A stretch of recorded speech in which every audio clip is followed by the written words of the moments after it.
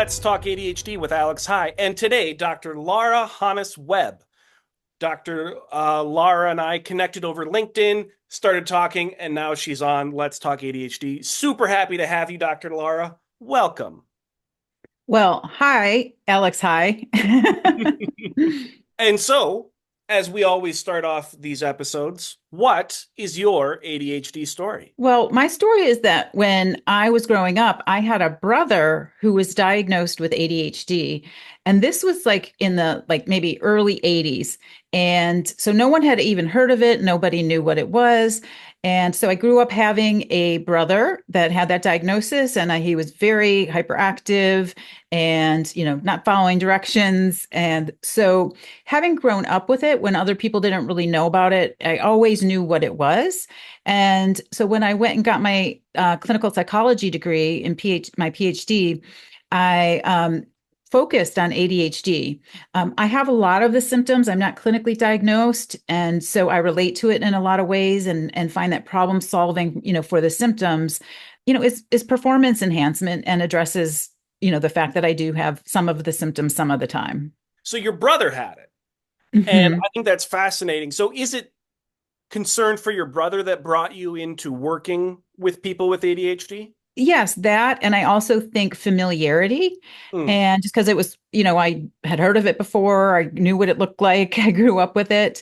And, one of the things that I also noticed was my brother is one of the most creative people that I know. In fact, he owns a creative agency. Mm. um, and so it was kind of obvious that he had strengths as well. And that ended up being one of the shifts that I made, which was helping to find what are the strengths that are not just in addition to ADHD or just happenstance, but that are connected to the very symptoms. So, for example, creativity is thinking outside the box. I mean, creativity is not following directions. Mm. And and when you think about impulsive behavior, could that be enthusiasm? Could that be excitement? A lot of my work has been about taking the symptoms and showing, well, there's a positive side to that too. One of the things I think about the most is imagination, Mm. because we talk about being daydreaming and not paying attention, but imagination is what drives our culture. It's what makes us think and invent new things. I mean, I live in Silicon Valley. That's what do you think drives Silicon Valley? That imagination, these new ideas, these things that don't already exist. It's the opposite of looking for the right answer at the back of the book. Yeah, I really like that approach of looking at the flip side of ADHD because Hmm. it's so easy to focus on the negatives. And Hmm. and yeah, we want to deal with them, but how we deal with them is pulling out the strengths and working on them. So I really like that you're doing that work. And Hmm. I want to mention you've got a book kind of on this topic, don't you? I do. I have a couple books. Well, I have several. My first one was called The Gift of ADHD. I have Gift of ADHD workbook for younger children, and I have the Adult Gift of ADHD book as well. I assume that's helping put a positive spin on having ADHD. It is, but it's not, I don't want it to sound naive, because the challenges are very real in the sense that people with ADHD are more likely to get in car accidents, to have medical issues. And so there are real consequences. People, can not attain the level of career success that they wanted, even if they're great at what they do, but maybe they can't communicate well with other people. And so they don't get those, advancements or Hmm. so really it's both. And these are legitimate impairments that can hold people back, but it's a helpful intervention to notice what your strengths are and to build on those strengths. Hmm. Yeah, I couldn't have said it better myself. So when you're Mhm. looking at people with ADHD, how do you help them discover their strengths? Well, I mean, there's a couple things. There is an assessment called the Clifton Strength Finder that people can take, which helps them. And that's online. I'm not associated with that in any way, but, I might recommend that people take it, and it gives them, kind of a template for being able to name some of their gifts. But I also think that there are some gifts that are really connected to ADHD. And we're talking about creativity. We're talking about, having big visions of things and being an advocate for change. And even, impulsiveness could be, the things that maybe seem like they're going to get you in trouble, but again, there's good trouble, as they used to Mm, say. And if that means challenging really negative things in our culture or challenging, one thing you often hear that there's a lot of empathy in people with mm, ADHD, and that empathy and creativity, can lead them to have stronger connections with people.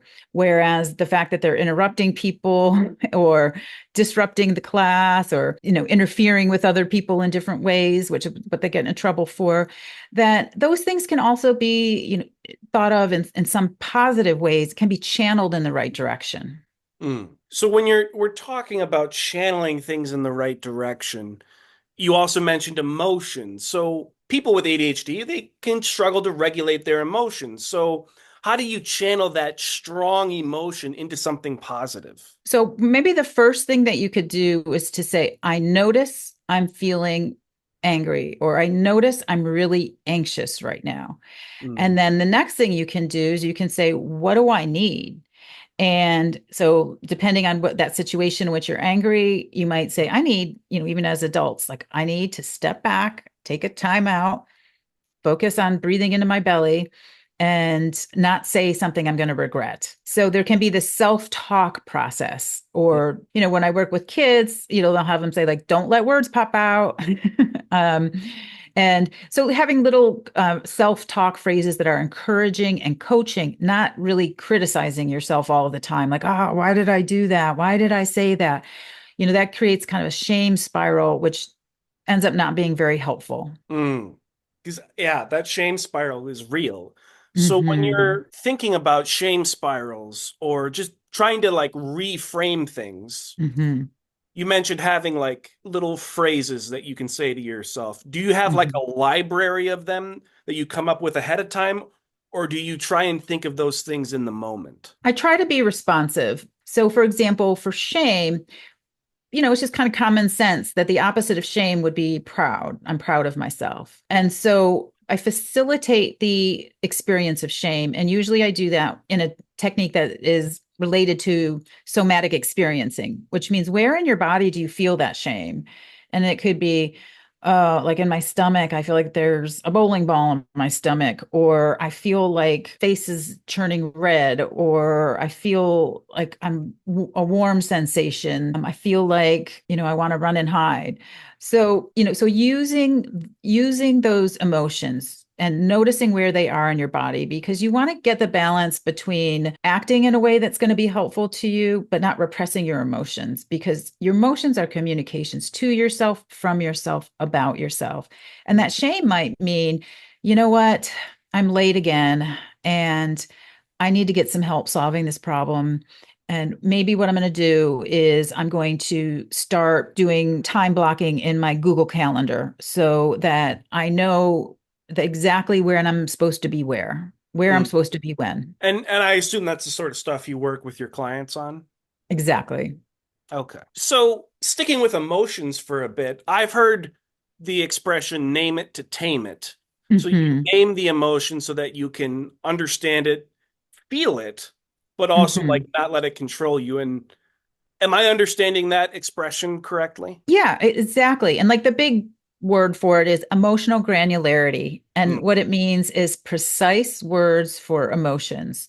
So are you enraged? Are you hot under the collar? Are you peeved? Are you irritated? And, having the more precise word is going to help you to meet your own needs, to communicate more clearly, mm, and potentially not to blow things out of proportion. mm. So I really like that idea of preciseness. That's, I don't know, I like big words. So precise, Mhm. precision sticks out to me. So Mhm. when we're talking ADHD and emotion and really learning how to communicate that stuff, what are some challenges you see in the people you work with when it comes to finding that precision and communicating emotion? Well, a lot of us have a lot of baggage about emotions. Like, so for example, it's a common phrase, pride cometh before a fall. Hmm. And of course, there's ways every emotion can be used for good or bad, but we do need to have a sense of pride in ourselves, reasonable, realistic pride in ourselves. Whether that's giving yourself a pat on the back Or, I went out there and my friends invited me figure skating, and I was just falling all over the place. I made a fool of myself and I feel a little embarrassed, but I'm proud of myself because it took me a lot of courage to do something I've never done before. And honestly, it's kind of scary. Those blades are sharp. They are. Blades of glory.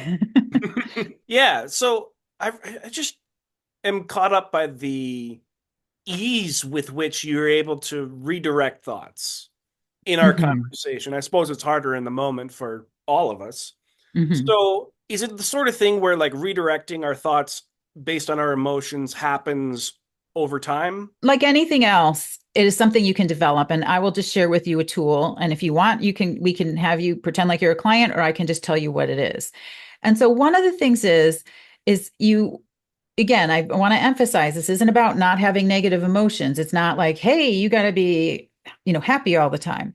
So Mhm. what it is it's an emotion checklist. And you say, what makes me mad? What makes me sad? And usually I'll do this in a conversation in therapy. What makes you mad? What makes you sad? What makes you anxious? What do you feel guilty about? And then you change the channel and you say, what makes me happy? What am I proud of? What am I grateful for? And what am I excited about? And so you see what you're doing there? Because one, you're getting that emotional granularity because those are four different emotion words and you're learning them. And the second thing is you can change the channel. You could have just totally blew something, made a bad mistake, but you can also choose to go, sometimes I'll just have people say when you're in a bad place and you need to boost your emotion because having positive emotions helps us to focus more, can help us be more motivated. So one of the things I'll say is just say what makes me proud, what makes me happy. You don't have to go through the whole checklist.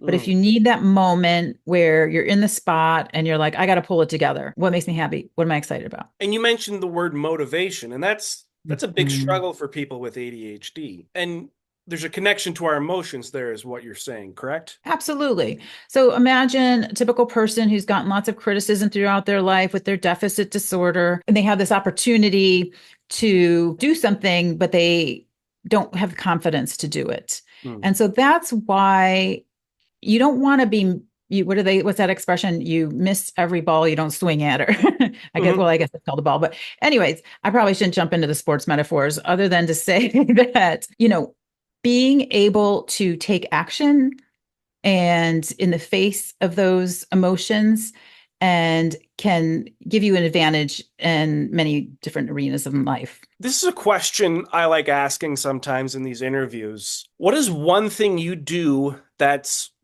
maybe unusual because you're working with the ADHD population? I would say it's maybe even beyond unusual, but what I would hope would be revolutionary, which is that actually now that I think about it, this is a quote: "Imagination is more powerful than knowledge," Mm. and kids in ADHD get in trouble because they're not getting the right answers at the back of the book. And by the way, I want kids to get good grades. I'm not like an anti. It's not important, but that I feel like there may be this trade off that we're not encouraging imagination as much as we could or should.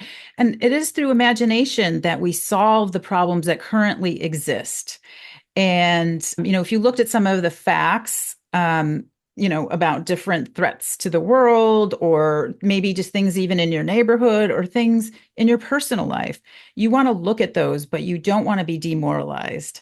And Mm. so I think that using your imagination to find out solutions that just, when you feel that sense of, I'm at, a dead end, I'm feeling hopeless or I'm feeling helpless, the imagination and, you know, kids have that naturally. And I'm sometimes concerned that the education system Mm. doesn't value it enough because we got to this place where we just started teaching to the test.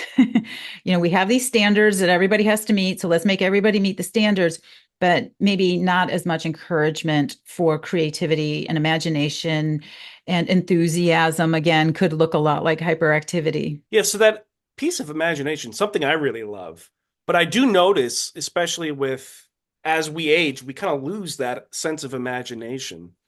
So, are there Mhm. any activities you would recommend to help people cultivate a sense of imagination in their lives? Yeah, I mean, it could be as simple as challenge yourself to write a short story about something interesting you observed on the train. I remember, like one time riding on the BART, someone asked me a question and I answered it.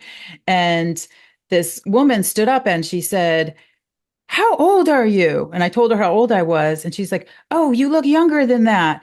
And she's like, I couldn't believe you could say that. And so it was just one of those weird dynamics. But imagination could be something like you take that and you turn it into a story, it's something like creative. And why would a woman in the BART, get up and say all of that stuff? And weird things happen, and thinking deeply about them and using your imagination, kind of like, what if, why did something like that happen, and if that was the beginning of the story, where does it go? So having that kind of excitement and interest, making your, because riding on the train, riding on the bar is, I had a long commute, so gave me something to think about. Yeah. So just something to think about. I like that. I personally love thinking. Well, most of the time. Sometimes I Mhm. overthink and that gets me into trouble. But the joy of thinking for a person with ADHD, is that real? Is that something, is that just a me thing, or is that a more people with ADHD enjoy thinking and playing in their mind? That's a scientific fact. So there is research that shows it's called divergent thinking, the Mm. same thing that we would call creative thinking. And that's why I kind of contrast it with the answer at the back of the book.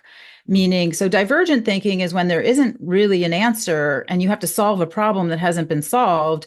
And a person with ADHD may be more effective in solving that problem if they can be like, well, why don't we try this? Or we could try that, or we could try this and that.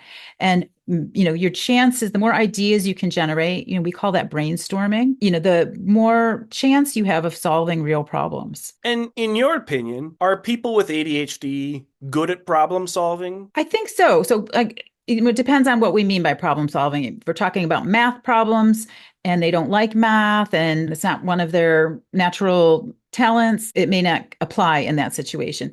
But I think when you think about the real world in real situations, that the more creative you are, the more you can generate those answers, that is a gift. And I'm trying to think of like examples of like situations where ADHD people do better than other people. And I just thought of a really good one. I Mm. interviewed a firefighter, and he said, most of the people on my team have ADHD. And what he also said was, we don't really think about this if you're not a firefighter, is when you arrive on the scene of a fire, you don't know you don't have all the data.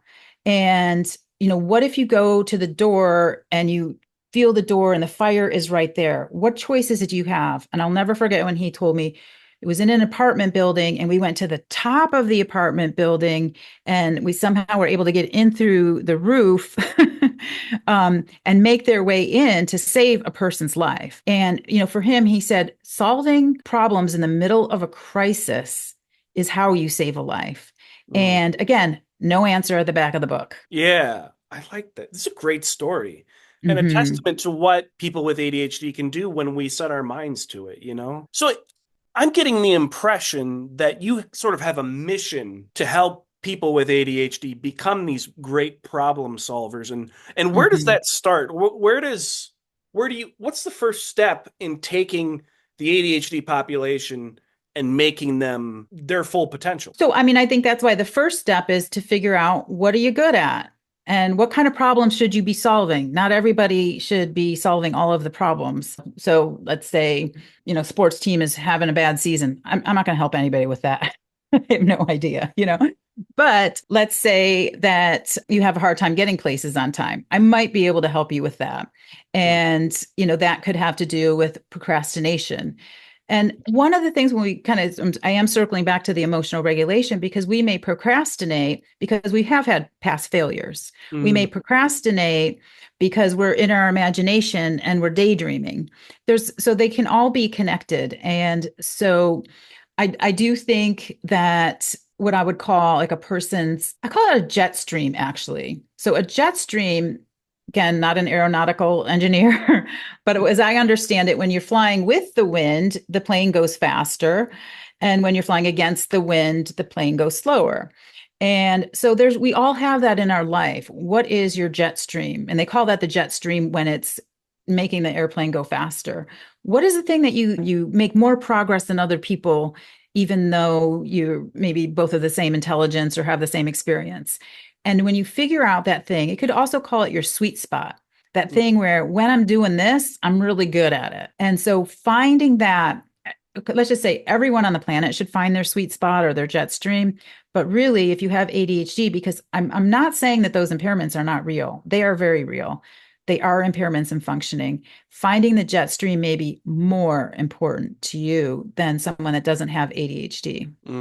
Yeah, that's great. So, speaking of this mission you have, who do you like to work with? Where can they find you? What other initiatives do you have going? Okay. Yeah. So I'm in California and I'm licensed here as a psychologist and treat people in California.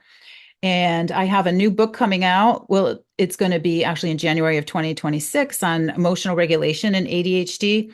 But one thing I'm really excited about is I'm also a co-founder of Bonding Health, which is an app for parents of kids who have ADHD. And Mm. our app has just been released and it's in the App Store. And what it does is it goes symptom by symptom, which is a little bit different because sometimes providers are trying to solve for ADHD, which Mm. is a lot of different things. So we go symptom by symptom and we have suggestions for how do you handle this.